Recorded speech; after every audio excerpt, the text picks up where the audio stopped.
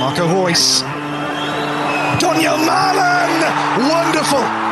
Fantastic from Royce. Jude Bellingham, that's excellent. Jude Bellingham, this is absolutely brilliant. Jude Bellingham! Absolutely magnificent. Reina, brilliant from the American. Just like that. Graceful. Sally Hurts down for Anthony Modeste. Not a bad idea. And there it is for Coco. For Borussia Dortmund. The long wait is over. Unbridled joy in the BVB derby. Hello everyone, my name is Carver and welcome to the BVB Podcast. Tonight I'm happy to be joined by Reece Edwards, a writer and football analyst at Good German Football News, BVB Buzz, and you can find some of his great content dissecting the game on his Twitter @_Reece Edwards. Reece, welcome to the show. Pleasure to be on here, man. Thanks for having me. Of course. Thank you, and apologies for bringing you on at a time like this. Obviously, we were hoping to record under different circumstances. Jake is unfortunately absent tonight, which isn't really the sad part, but also obviously the unbelievably heartbreaking end to the 22-23 Bundesliga campaign for Dortmund. Hopefully everyone listening has had a chance to process and release some, I would imagine, very heavy emotions in a healthy way these past few days. Reece, how have you been taking the past week? Yeah, I think I imagine the way I've taken it is in the same or similar vein to a lot of people, where you initially are just feeling a massive amount of different emotions. You're angry. You're obviously upset. You are, honestly shocked. I mean, I think it's ironic because even though a lot of other European football fans think of Dortmund fans as being used to this sort of thing, this is on a totally different scale. I'm not, maybe people 30, 40 years ago, maybe there was something that went on back in the day. I'm too young to have known that sort of feeling, but since I've been following the club, this is something that's brand new. So I think it's gone from stages of just shock and not wanting to read too much into it because I felt like I got plenty of it. I didn't want to be a part of the bashing of everybody, but then, seeing the quotes and everything slowly avalanche out of the club throughout the week from whether it's, Sebastian Kehl or whoever it may be, sort of just trying to digest it and understand, okay, well, what does this mean going forward? I try not to think back and, try to determine whether this season was a blatant success or failure. I actually put that on my Twitter, but the point was obviously not to make it a black and white statement, but more just to garnish the general feeling from the fan base. And it's hilarious because it was literally 50-50.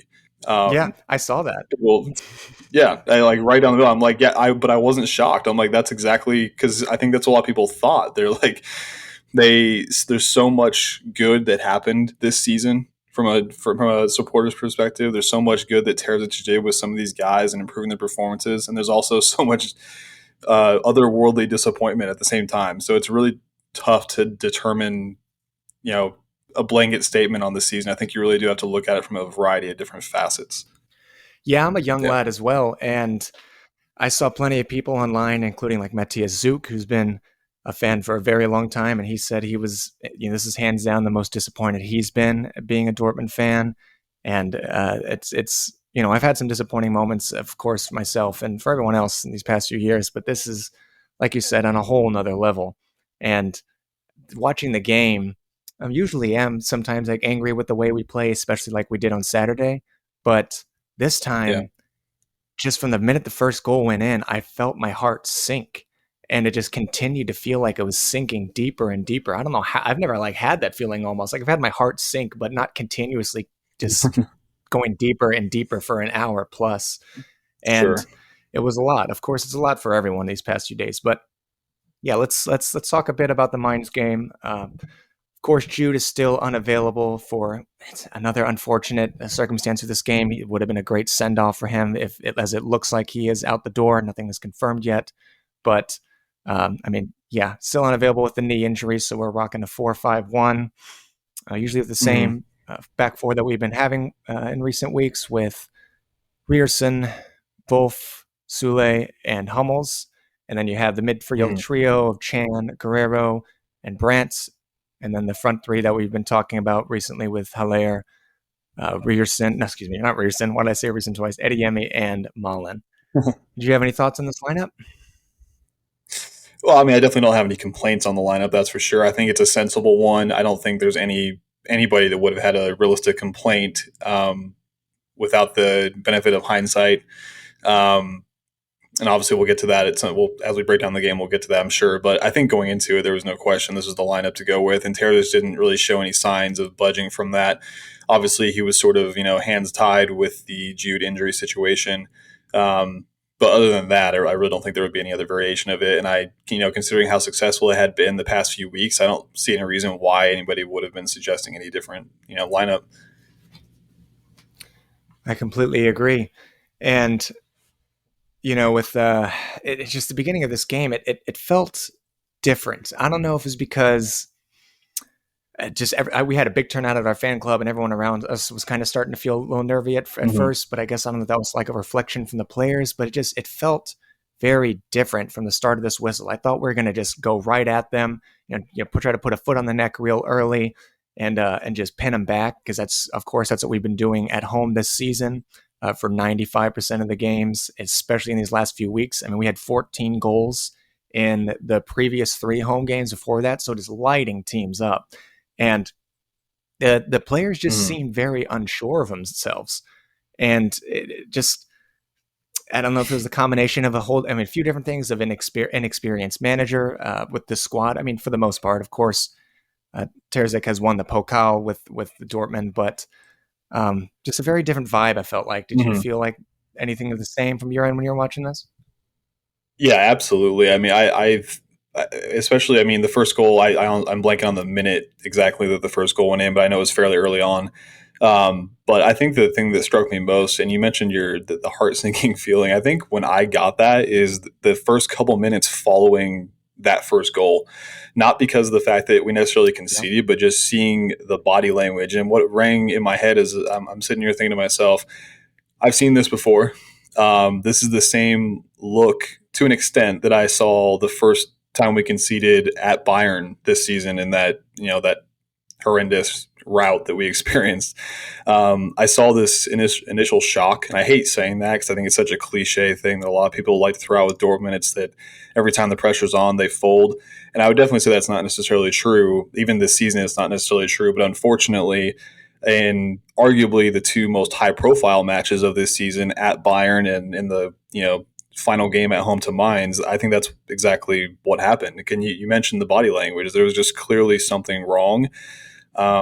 And I think as Dortmund tried to respond to that initial goal, with the exception of the, Haller penalty opportunity that was missed, Dortmund really looked rushed in possession and sort of out of ideas. They seemed to immediately resort to swinging the ball to Marius Wolf and having him, just launch cross after cross into the box. And I guess I was just disappointed with how quickly Dortmund resorted to that sort of bland mentality of just, hoof the ball in there and see if someone can get on the end of it. And I'm like, guys, we've got, 70 plus minutes, 75 plus minutes to go here. Let's play our game and feed the ball through the middle through people like Julian Brandt and Guerrero, and let them work through the middle and open up this defense. And I didn't see that happen. I saw initial shock and like I said, just rushed decisions and an aimless. I don't know how many crosses we attempted in that first half, but it had to have been the most all season. Very well said. I'll tell you, overall during the whole game, we had over 60 crosses. I think it was 62 this game. And my God, how many of them were so aimless too, and very disjointed, very detached and attack. This team was just super unsure of themselves. Again, it felt pre-World Cup Dortmund from the start. Just like the poor form we were at the first half of the season. It also felt pretty similar to a game against Paderborn in the 1920 season under Favre. We just rolled over and let them walk into Westfalen and just made us play their game, like you mentioned. And we went down 3-0 in the first half. And, we did crawl back and eventually win that game. But we just completely were switched off. And the circumstances that you're in for this kind of insane opportunity to clinch the Meisterschale, you'd expect. There are some winners in this team, by the way. Some people say like we need more winners, which of course I'm not, throwing that to the side and thinking that we don't, but we definitely already do have winners in this team. Hummels, of course, has won titles with both Dortmund and Bayern. Sule has won championships with Bayern. I mean, Haller too, with the things he's went through, and not only just also with winning with Ajax. So there's a handful of people that are proven winners in this team, and I couldn't believe, the mental fragility at the beginning whenever we went 1-0 down. I mean, how many 3v3s, 4v4s, or hell, even how many times were we just outnumbered in defense when they were coming at us? And it was just shocking. It was a shocking first half. Yeah, absolutely. I mean, I think it was even before halftime, Dortmund, once it was 2-0, Dortmund really did start throwing everything they had in attack. And my initial thought was it's a little too early for this. I know you need goals, yes, but we've got a whole other half to play.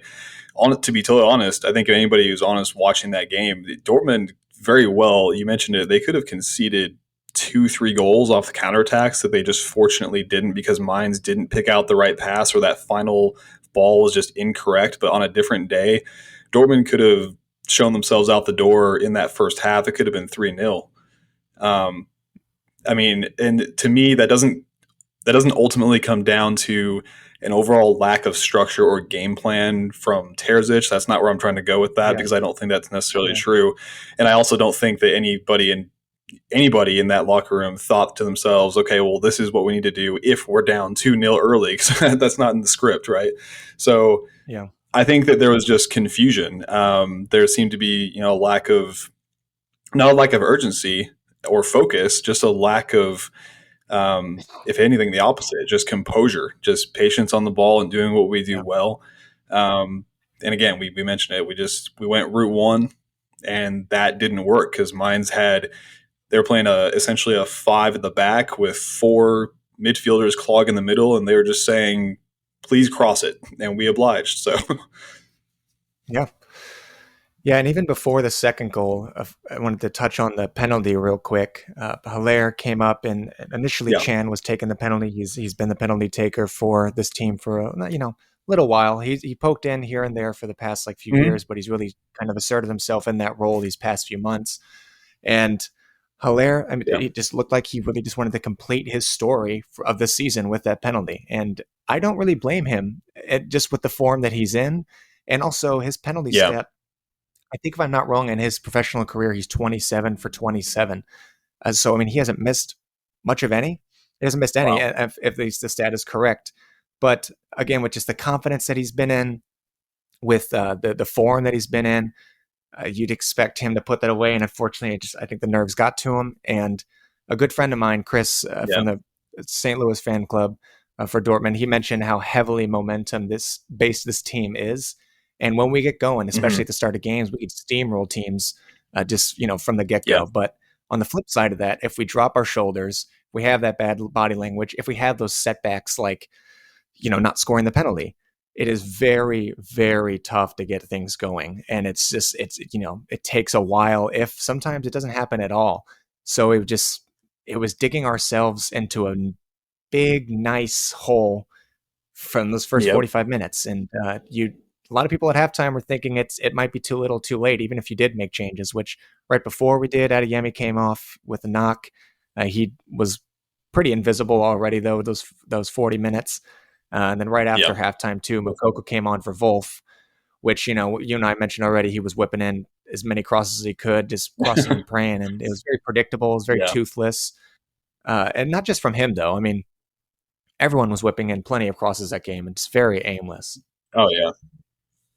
Yeah, absolutely. I mean, I think anybody who watched that game saw the night and day difference of the just efficiency of Duranville crossing. I mean, my gosh, look at how many successful crosses. Again, I don't have the number pulled up, but I am very confident that he at least put in more accurate crosses in probably the first 10 minutes of his debut at the club than Wolf or Rierson or any other guys had in the entire game up until that point. I mean, that's not just I think that comes down to a couple things. The kind of thing that comes down to, there's clearly a individual threat there with the likes of Duranville actually, and also Moukoko actually put in a great cross to the back post to, I believe it was to Haller, who just unfortunately scuffed it. I think the defender had been pretty clearly in the line of sight, but the central defender for Mainz just missed it at the last second. It probably caught Haller off guard, and he just missed it. But point being, the crosses continued, but I think what made it so predictable and so easy is just that you can't be relying on fullbacks who are not only going to cross it in, but they're also posing virtually no threat to beat that Mainz fullback 1v1. So it just allows Mainz to just gather and compress their shape even more, knowing that Wolf is not going to actually do anything other than cross it in or play it back to Zula or Hummels or whoever it may be. But yeah, to your point on the Haller penalty, I mean, I don't blame him for taking it either. I think people in hindsight, they love to say, well, Sean should have taken it. Okay, that's fine. He's been the guy, but I don't think anybody would have been betting against Sebastian Haller in that moment. I think the thing that was more disappointing was just he didn't look convincing in his penalty. It didn't force a great save out of the Mainz keeper. It just was sort of a nonchalant, attempt to the right, but not even to the corner, and it was a good height for the keeper to save. But I don't want to. I personally don't look back on this game thinking to myself, "Man, Haller really blew it in his big moment." I haven't even thought about that for 1 second, because I just think that has virtually nothing to do with the overall flow of this match and the overall result of the game. It's a missed opportunity for sure, but Dortmund had other opportunities in that game before Zula's, deep in stoppage time goal that gave us one last chance. So, yeah. I wanted to take it back to Duranville real quick, because everyone around me, including myself, at the bar, there was a lot of people that day just all collectively went like, huh? Whenever Duranville was getting up and getting ready to come on. Not because, right. Well, I guess some were doubting his ability just because we haven't seen him play a single minute at the club yet. I've barely seen much of videos or even photos of him training until very recently, so I had no idea what we were in. That is a very unique situation. Yeah. Yeah, that's a very unique situation. I will, not to interrupt, but that is something that's bizarre.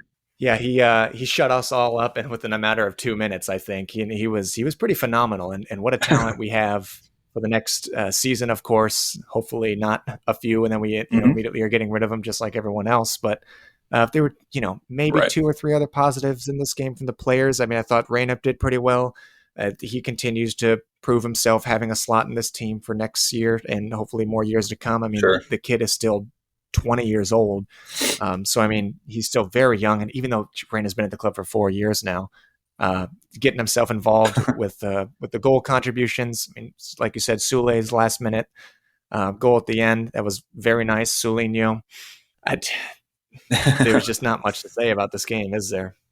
No, I mean, I think that that Dortmund had their moments. I as I like to do with a lot of Dortmund's games, I try to pick out the things that looked really good from a tactical point of view. And the thing is that this is probably one of the games where I've had the most difficult time trying to figure out, when there was necessarily any tactical shift or approach that was any different. I think that once Dortmund went down 2-0, it was really just sort of a, throw everything forward. And we talked about the first half counterattack opportunities that would, thankfully from a Dortmund's perspective, were not capitalized on. But in that second half too, I mean, I think it was before the 50th or 55th minute, we were already finding ourselves in situations where Mainz are counterattacking in like a 4v2 situation. And I'm just thinking to myself, man, all it takes is one goal to put the nail in the coffin here.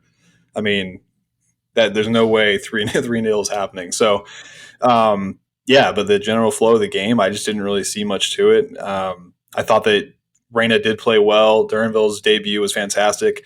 And what I was trying to say is, how bizarre is that for a player to make his debut for the club in such a moment? I mean, I don't know how many players have made their debut for their club in a title deciding game in desperation. That's just such a strange situation to be in. But man, he played as well as he really could have possibly could have done in that scenario. I mean, great crosses. I'm not really sure if his long-term future is actually going to be, strictly as a winger or a fullback. If I'm not mistaken, I think he's really featured as both in his very short career, obviously being so young. But either way, whether he finds himself permanently on the wing or as a sort of wing back, he's got some electric 1v1 stuff. He got a good cross in him. So that was very encouraging to see. But overall, it's just a bunch of scrappy opportunities through lofted headers that just weren't connected on, and that's really all we could muster.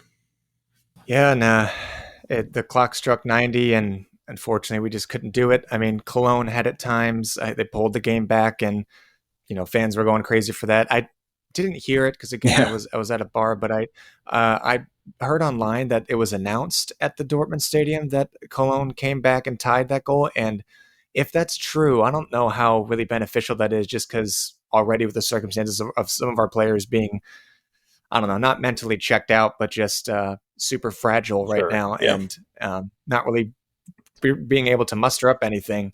And then you get that kind of news and they sit back even more, unfortunately, instead of really trying to go for the jugular.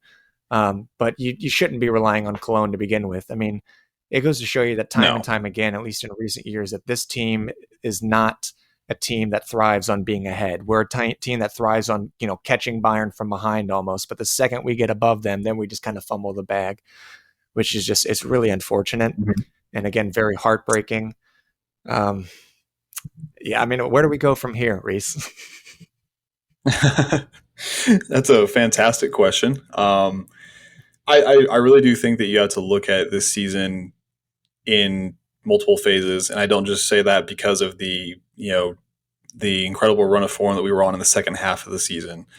I think that you have to look at dual realities being true, and I think that's what a lot of people don't want to do with looking at Dortmund. They want, for example, they want this season to just be simply categorized as a failure, and that means that every single thing that happened this season was a failure. Nothing's good. The sky's falling. Bayern are going to be better next season, et cetera, et cetera. Mm-hmm. I think that you can say that multiple things are true at the same time. I think you can say that if you obviously asked anybody, if you asked any of those players, was the season a success or a failure, every single one of them is going to say it's a failure, and that's fair because it was.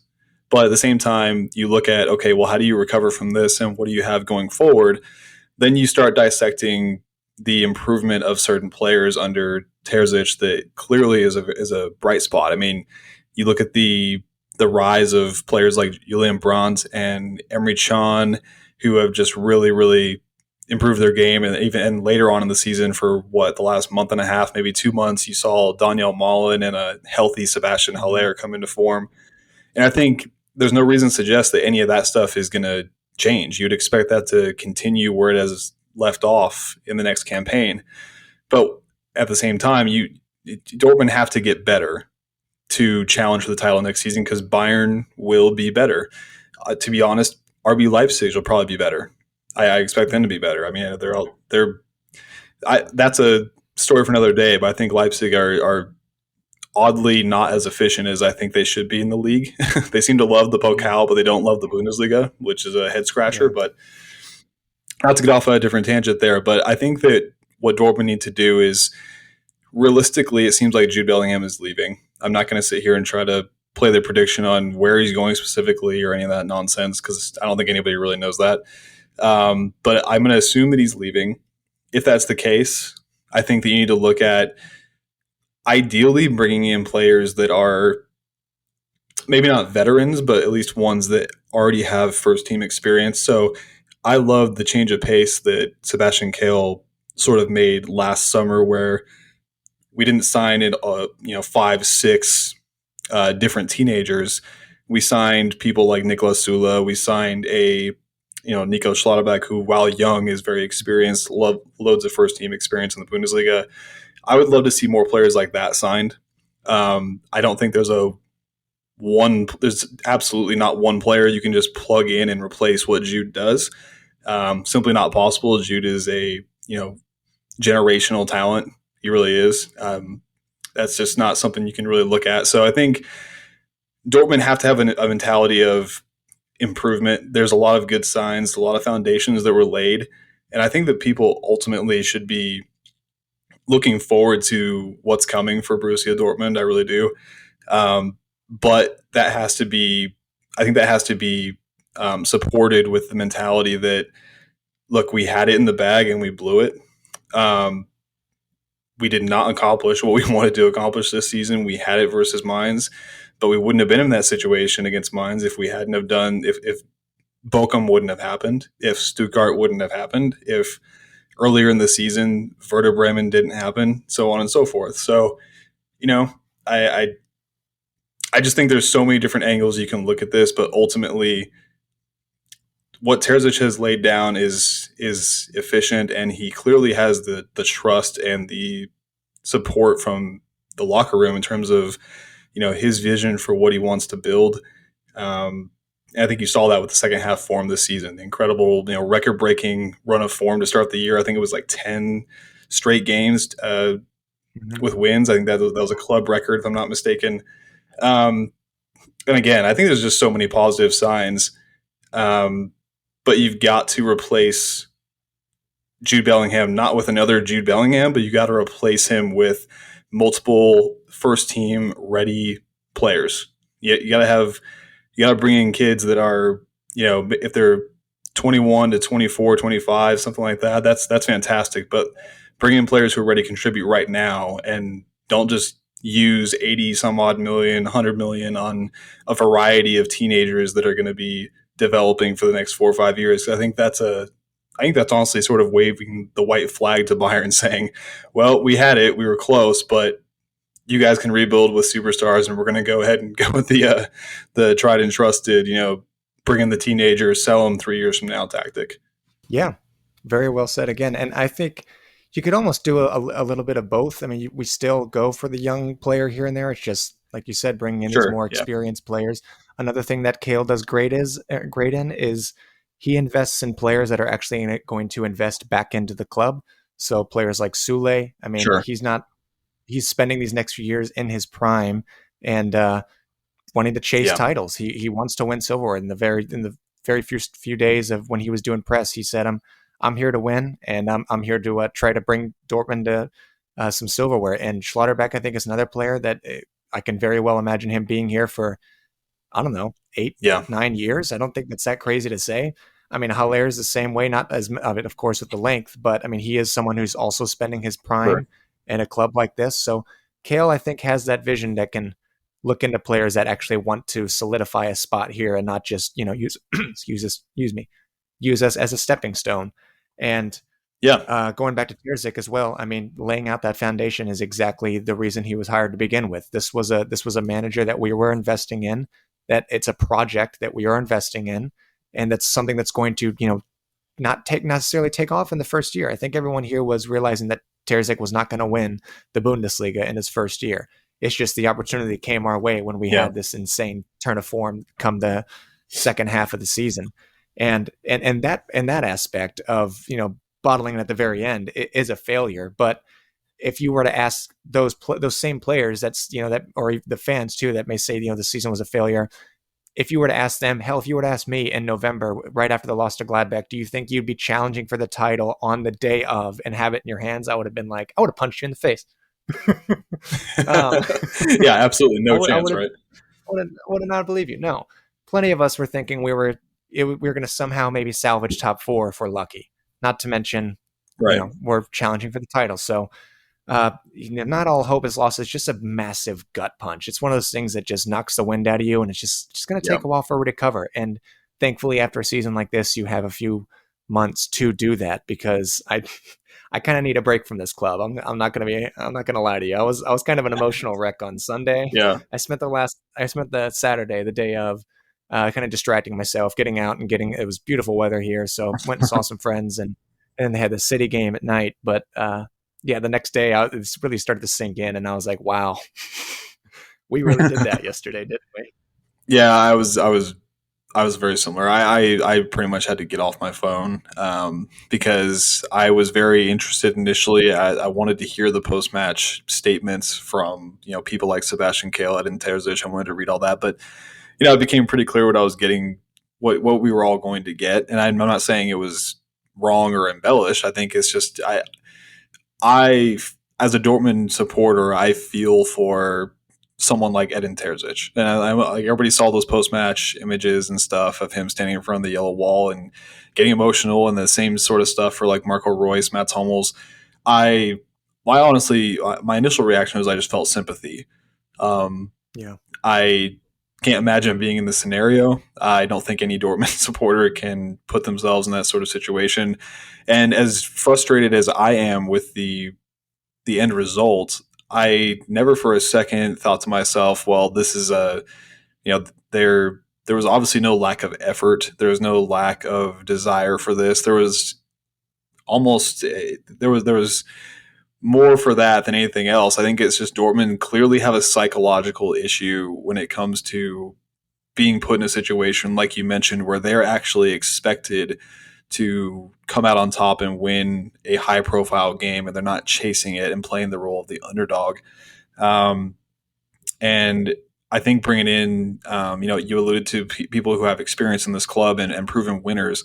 You're absolutely right. There are proven winners in this club, and I think that's a good foundation to build on. Although you can't necessarily say you're building on a foundation of Marco Reus and Mats Hummels, given the fact that they're in the latter stages of their career. Just their presence in the locker room is a huge deal. And I was over the past few weeks when people were questioning whether Marco Reus or Mats Hummels would extend their contracts and get that 1 or 2 year deal. I was personally on the inside, I was hoping and praying that would happen because I think it's absolutely crucial. Even if you're not going to be relying on Hummels or Reus to be available every single game, just having that presence in the locker room for a mostly very young group. I mean, you've talked about people like, Gio Reyna, Duranville. We're talking about, under the age of 21 for a bunch of the squad. Adeyemi, I think, if I'm not mistaken, is maybe 22, 21.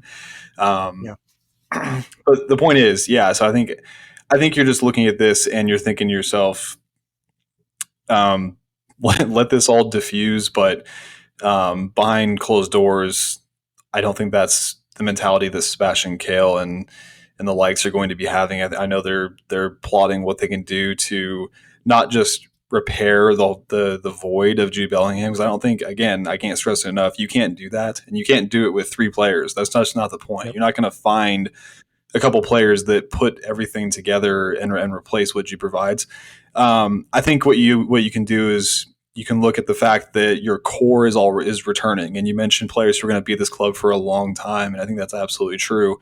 So you want to continue to bring in mostly the same profile. So I know there's been a lot of rumors for players like Edison Alvarez and players like that. I'm not sure which player Kehl's ultimately going to pull the trigger on, but I think that you look at the fact that Dortmund don't necessarily have a ton of holes that need to be fixed in the squad. I think it's just more of continuing the trend of building a squad full of players who want to be at the clubs who win the Bundesliga, who want to be at the club because that's supposed to be the pinnacle of their career. That's the mentality you want from players like Schlotterbeck, Niklas Süle, players who have a long-term future also with the German national team.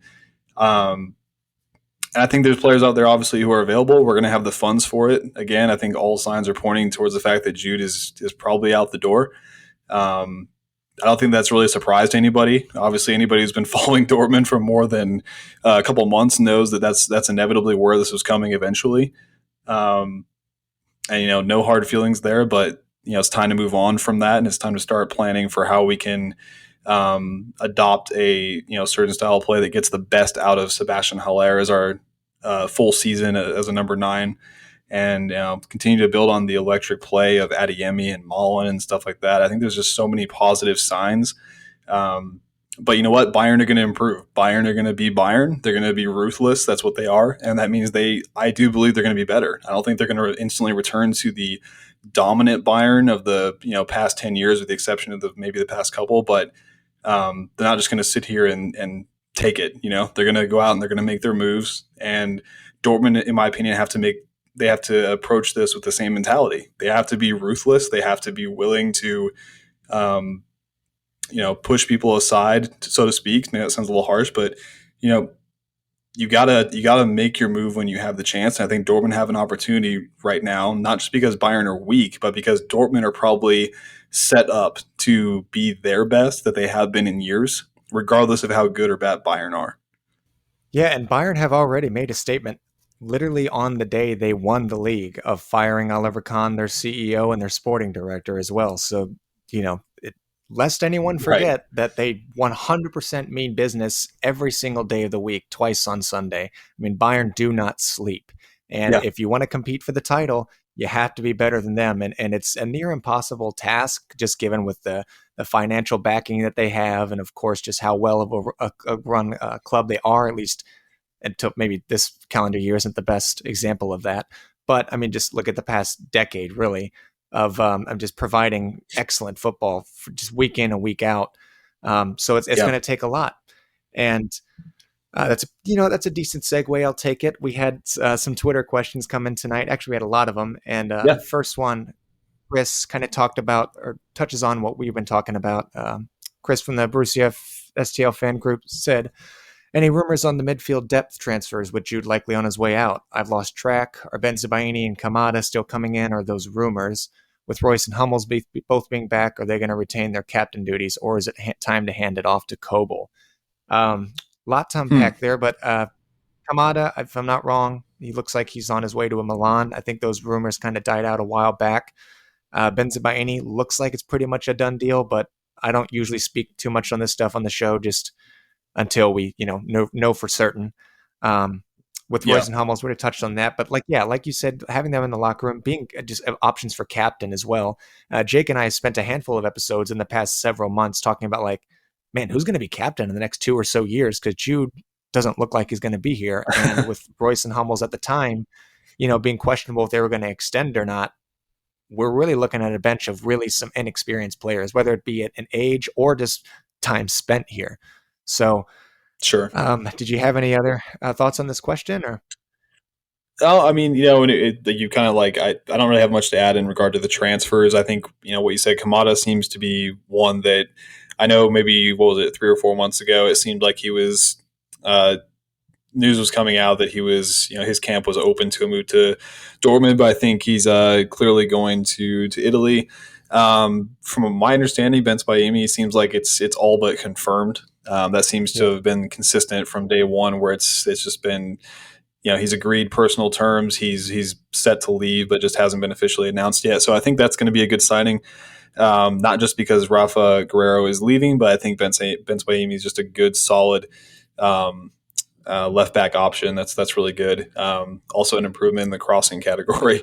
But in regard to the captaincy, I mean, I'm not sure. When I think about it, I think of players like, Sebastian Haller might not be a bad option.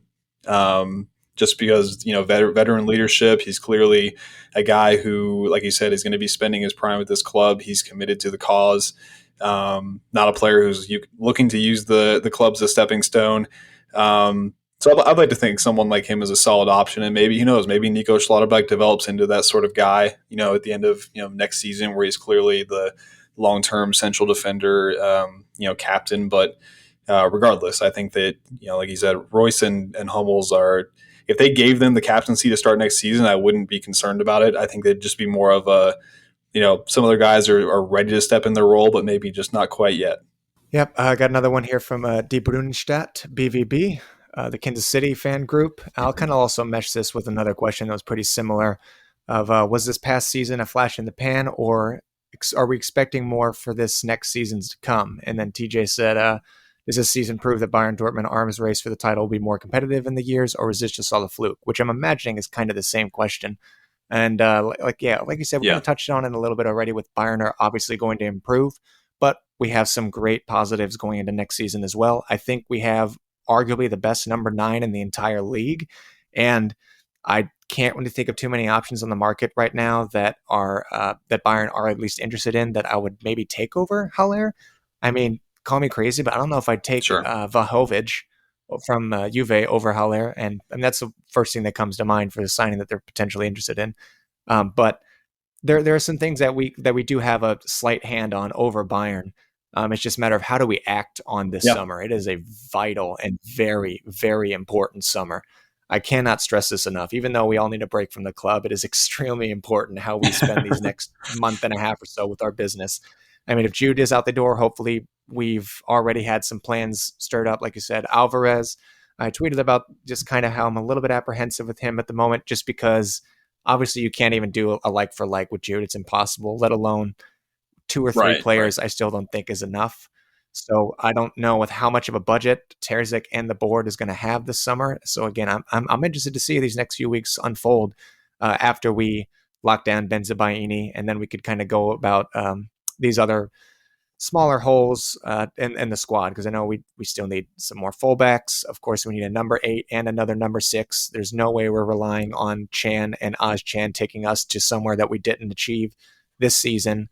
Sure. I mean, some people shouted some wingers.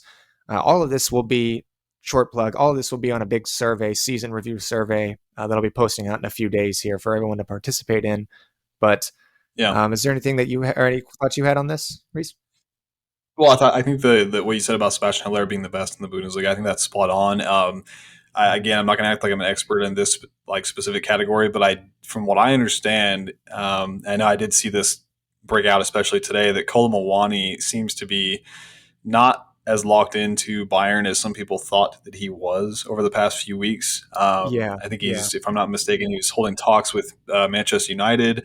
And I really think and also PSG, I think there's a bunch of clubs. I mean, a lot of people will be interested in him. And to be totally honest, as good as Kolo Muani is, and I really don't try to be, sound so biased with this, I really think that he's a fantastic talent, but I'm not sure even if Bayern signed him that I would necessarily be saying to myself, well, Bayern just won the transfer window and now they clearly have have all the tools they need. Totally. He's not a direct replacement he's not a Lewandowski. He is a very talented player, but he's also a guy who clearly is getting a lot of interest from other clubs. I'm not sure Bayern are going to be wanting to pay the money that's required to get his signature. If there's anything that we know is that Bayern are much more hesitant to spend the ridiculous fees that the clubs like United, PSG, Real Madrid are. Yeah, and some would argue he's not even a pure number 9 as well. I mean, this isn't necessarily a knock on him, but just his play style is, he's got a lot of assists this year, so it's goal contributions on both ends of scoring and also assisting. So I don't know if necessarily it could be, I'm not saying he wouldn't be as bad, but it could be a similar situation with Mane. I mean, Mane can kind of play both of those, sure. But is he like a pure number 9? I don't know. I mean, I guess that's another question for another day, but yeah, very interesting how Bayern also respond this summer as well. I think it's important that they get things right with, having new members down at the top and just with a new manager, just a lot of things for them as well. We'll do one or two more here. I have a question here from Jesse Y asking, is it time to sell Reyna or Brandt? Is it time to sell Reyna or sell Brandt and give Reyna more time this next season? So first of all, I'd say absolutely do not get rid of Julian Brandt. That'd be my initial response. Mm-hmm. I thought Julian Brandt was absolutely fantastic this season. Didn't have his best game against Mainz, but to be totally honest, nobody in that club had a great game. That was a collective collapse. But I think if you look back on players of the season, I would say Julian Brandt was, with the exception of just the general brilliance and efficiency of Jude Bellingham and just all the different areas of the game that he makes an impact on, I would say that Julian Brandt was the best thing after that. His improvement was remarkable. I think that he's always shown the flashes. Everyone's always seen those little glimpses of incredible line-breaking passing and the just intelligence and the passing ability, the goal-scoring ability. But he really put it all together this season. I remember over the winter break, a lot of people were even saying stuff like, Arsenal want him and all these Newcastle want Julian Brandt and all this stuff. And while I don't think that's happening at all, I have absolutely no doubt he's going to be at the club next season. I would not be looking to do anything but build around a player like Julian Brandt. I know that's tough because the question is, well, at some point, Gio Reyna needs to be getting consistent playing time. I absolutely agree with that. But at the same time, I'm not sure that there is a position in that starting 11 with the system Terzic plays that says Gio Reyna is a nailed-on player for this role. He definitely is not, and I definitely don't like saying this because of the whole drama with the U.S. national team, but he's not a player who's going to provide a lot defensively. He's just not. Yeah. So you've got Adeyemi, you've got Mullen on the wing. Those are ready-made wingers. And while I think Gio could play that position very well, he could also play Julian Brandt's position very well. I just don't see how someone with such a incredible turnaround and putting the whole package together in the way that Julian Brandt has, I don't see how you move that out of the way for a talent like Gio Reyna, who, while talented, is also, very injury prone and very inconsistent when he's played as a starter. I know that didn't happen a lot this season, but over the past couple of years, he has done so.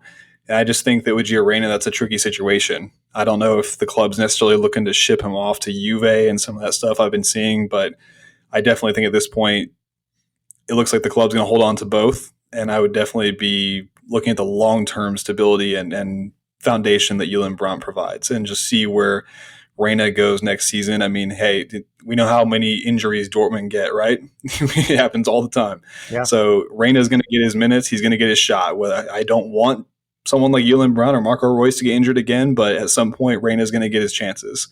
Yeah. I've said it a dozen times on this show since we've had Brandt, but he's just got a Modric glide to him on the ball, and it is just so sexy to watch. And I don't have to get into, because I've also said probably a dozen times this season how he's just completely done a 180 on his entire game with, his defensive efforts now. He's actually pretty aggressive. He throws himself into tackles. I really hope I'm wrong, but I just don't personally see Reyna being someone that wants to learn and grow like that. I think he'd rather just kind of improve on the aspects of a game that he already thrives in. But again, maybe I'm wrong. A few years down the road, the kid's only 20. And Brandt certainly didn't have that at his age, but I keep both of them. I mean, I build around both of them. Like you said, we definitely need some more players in the midfield as well, not only with just the uncertainty and the depth that we're going to have next season, but also just with how injury prone players are, Reyna being one of them. I mean, Brandt picked up a pretty decent one too this spring. So again, man, it's going to be quite the summer. It's going to be quite the eventful summer, whether we lose or get whoever, I'm not sure yet, but it's going to be interesting. Reece, I cannot thank you enough for coming on, man. It was great chatting with you. Is there anything you'd like to tell the audience, plug, whatever? By all means. Well, no. So like I said, I really appreciate you having me, man. I think that, if anything I'd just say to Dortmund fans out there is, you know what, there's a lot of positives to build on. I know it's really difficult to feel inspired or positive after what just went down, but we just put together one of the most, if not the most successful, half of a season in, man, I don't know how many years since I've been following this club. It's been a long time. It was dominant for a lot of it. And there's a reason why it was dominant. That's all I'm trying to say, is it was not just pure luck. You don't win 10 straight games like that from just, Terzic not having any tactical approach and just kind of throwing Haller out there and seeing what happens. That's just not how it went down. There's a lot of good things to look forward to in this club. And I think that while Bayern are going to improve, I think that, again, Dortmund should not be considering what Bayern's doing. Dortmund need to be ruthless and attack the transfer window, because they themselves are in a great position for the next, 2-3 seasons. And they've got the tools at their disposal. So let's see how they use them, and hopefully it works out. Yeah, just again, a very, very interesting summer. If you haven't had too much time to process these past few days, anyone that's listening, hopefully this was somewhat of a decent therapy session for you to vent a bit and to talk about, obviously, just the very important summer coming up in the next season. I'm, for one, win or lose this last game, still very excited for what we can build upon here. Keep in mind, remember, we tied on points with Bayern, so it's not like we were even just behind them. We were right there. It's just, unfortunately, just didn't get across the finish line. And Saturday did not cost us. Yep. It was, like we said before, it was against Schalke that cost us. It was against Stuttgart. It was against Bremen. Absolutely, right there. I mean, the race should have been over even weeks ago, but nonetheless, can't change anything now. Just need to look forward and trust the club and trust the project that Terzic has put in place. Reece, again, thank you so much for coming on. I found Reece on Twitter a few months back, and I genuinely love his work. I love, again, how he dissects the game. He's got some great analysis. I'm usually actually going to his page to kind of look at some stuff after a bunch of different games. So happy to have you on. We'll have you on here in the future as well if you want. And everyone keep an eye out for Absolutely, that survey again. I'll throw it out here in the coming days, and Jake and I will probably take a week or two off, and then we have another guest coming on after that, and we'll go through the results of the survey, and then we'll finally enjoy the summer. Thank you so much for listening, everyone. Reece, any other words? Hey, man, just distance yourself from the game. That's all I can say. Take a walk, play a pickup game, watch some Dortmund highlights, but just not the ones that happened in the past, week or so. All right, just take a deep breath. It's all going to get better. All right, everyone, take it easy.